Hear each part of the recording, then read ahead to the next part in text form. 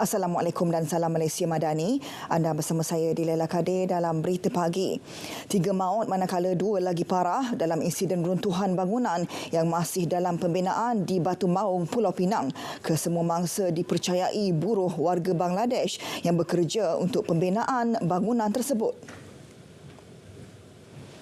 Timbalan Ketua Polis Negeri Datuk Muhammad Yusof Jan Muhammad berkata 4 lagi mangsa dikuatiri masih tertimbus.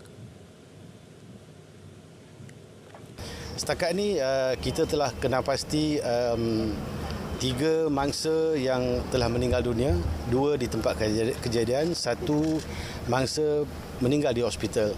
Manakala 2 lagi mangsa mengalami cedera parah yang sedang dirawat di hospital Pulau Pinang. Sementara itu, operasi mencari dan menyelamat SAR mengalami kesukaran berikutan struktur konkrit yang besar. Struktur konkrit yang bersaiz besar, yang berat, yang mana dia memerlukan generator mesin untuk mengangkat dan untuk membersihkan kawasan supaya mudah penyelamat kami untuk akses kepada masa-masa yang lagi 4 orang tu. Bangunan yang sedang dalam pembinaan itu merupakan kompleks perniagaan logistik 3 tingkat.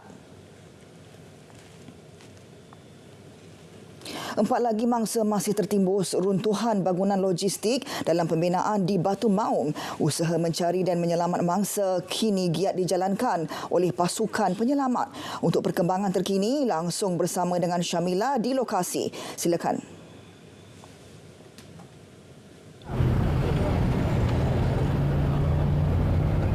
Baiklah, terima kasih Dilaila. Operasi mencari dan menyelamat 4 lagi mangsa yang dikuatiri tertimbus dalam runtuhan struktur bangunan logistik di Batu Maung ini masih lagi giat dijalankan, dan Timbalan Ketua Polis Negeri Datuk Muhammad Yusof Jan Muhammad mengesahkan 3 sudah pun maut, manakala 2 lagi cedera parah dan sedang menerima rawatan di Hospital Pulau Pinang. Dan untuk mengetahui perkembangan operasi ini, saya ketika ini bersama dengan penolong pengarah operasi bomba dan penyelamat negeri, iaitu Tuan Khairi Sulaiman. Jadi Tuan, boleh cerita, difahamkan operasi mengalami kesukaran, boleh ceritakan operasi? Baik Puan, sejak malam tadi sehingga ke pagi ini operasi masih lagi dijalankan dengan mendapat bantuan daripada pihak kontraktor dengan menggunakan 2 unit kren bagi mengalihkan sebarang halangan seperti shell, beam dan juga perancah yang berada di sekeliling lokasi penyelamatan. Jadi tujuan sokongan 2 unit kren ini untuk mengalihkan halangan ini adalah bertujuan bagi memudahkan serta memastikan lokasi penyelamatan itu dalam keadaan selamat untuk para penyelamat kita untuk membuat kerja. Tuan, setakat ini peralatan yang digunakan adakah mencukupi ataupun mungkin akan pasukan keselamatan akan buat penambahan sekiranya berlaku kesukaran? Ya, Pak. Setakat ini peralatan yang kita ada sekarang ni mencukupi pada masa kini lah. Kan? Sekiranya selepas daripada pengalihan beam dan juga perancah ini, jika terdapat sebarang keperluan untuk penambahan peralatan, kita akan membuat permohonan lah. Termasuklah kita memohon daripada bantuan daripada negeri-negeri.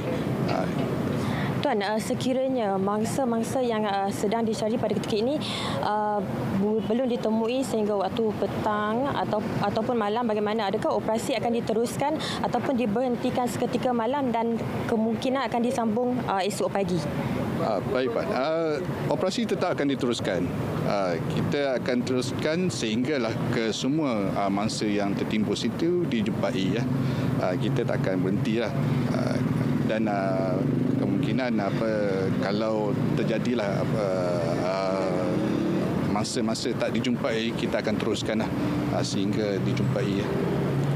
Bagaimana dengan keadaan cuaca pada ketika ini untuk menjalankan operasi, kalau tuan lihat? Ya, cuaca alhamdulillah keadaan agak baik, ya. Cuma halangan cabaran pada kita sekarang ni adalah untuk mengalihkan perancah dan juga beam itu saja, kan. Jadi dari segi cuaca alhamdulillah baik. Tadi kami pun mudah untuk melakukan kerja-kerja penyelamatan. Akhir sekali kita nak tahu berapa banyak kekuatan pasukan bomba, adakah dari Pulau Pinang saja ataupun bantuan daripada negeri lain? Baiklah, untuk makluman keseluruhan adalah setakat ini dikira seramai 96 orang dari pelbagai agensi, tidak bukan sahaja daripada bomba, malah daripada bantuan pihak PDRM, APM dan juga agensi-agensi lain seperti KKM dan sebagainya bagi memastikan operasi ini berjalan lancar dan selesai. Baiklah, terima kasih Tuan.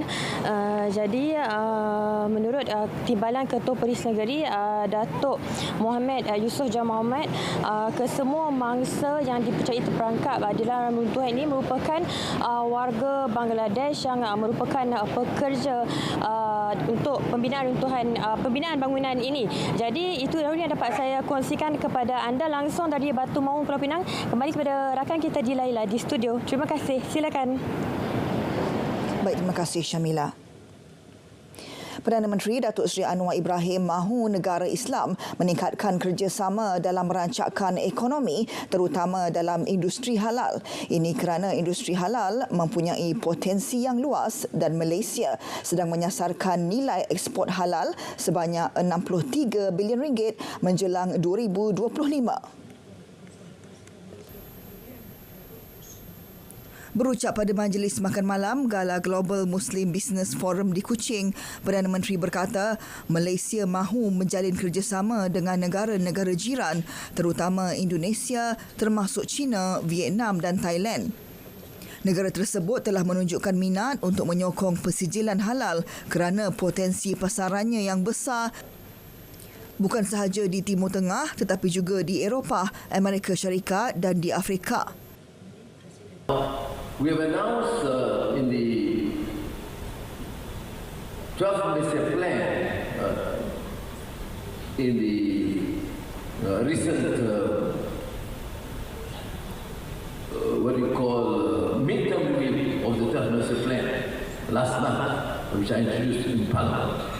Our ambition is to continue to take the lead in the international halal market, aiming for a halal export value of 63 billion ringgit by 2025. Dalam perkembangan lain, Datuk Seri Anwar berterima kasih kepada Gabungan Parti Sarawak GPS dan Premier Datuk Patinggi Tan Sri Abang Johari Tun Openg yang telah memberikan sokongan dalam memastikan kestabilan politik negara.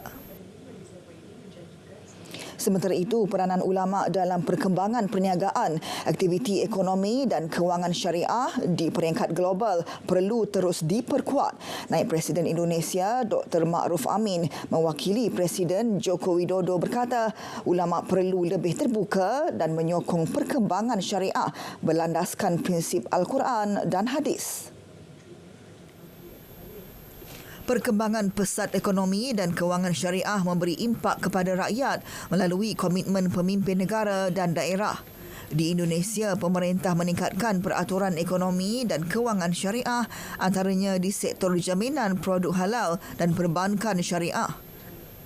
Tema dan program ekonomi syariah turut dimasukkan dalam rencana jangka sederhana dan panjang Republik berkenaan. Tindakan tegas harus diambil terhadap beberapa insiden berunsur ekstremisme yang dilihat kian membimbangkan. Menyuarakan kebimbangan terhadap isu itu, Menteri Komunikasi dan Digital Fahmi Fazil berkata, semua pihak perlu terus berusaha bagi meredakan keadaan melampau tersebut. Beberapa insiden baru-baru ini seakan-akan memerlukan kita meneliti sama ada perlu intervensi yang lebih mendalam. Saya sangat terkesan dengan episod yang viral baru-baru ini. Seorang anak muda yang cuba menikam seorang driver Grab. Ya, kita difahamkan di negeri di utara. Kerana episod ini bagi saya agak merisaukan. Beliau berucap pada majlis penutupan sambutan Hari Kebangsaan dan Hari Malaysia HKHM 2023 bertema Malaysia Madani, tekad perpaduan penuhi harapan. Baiklah saudara, teruskan sokongan dan bantuan untuk rakyat Palestin dari sungai ke segara. Palestin pasti merdeka. Berita pagi diteruskan dengan edisi Sabah.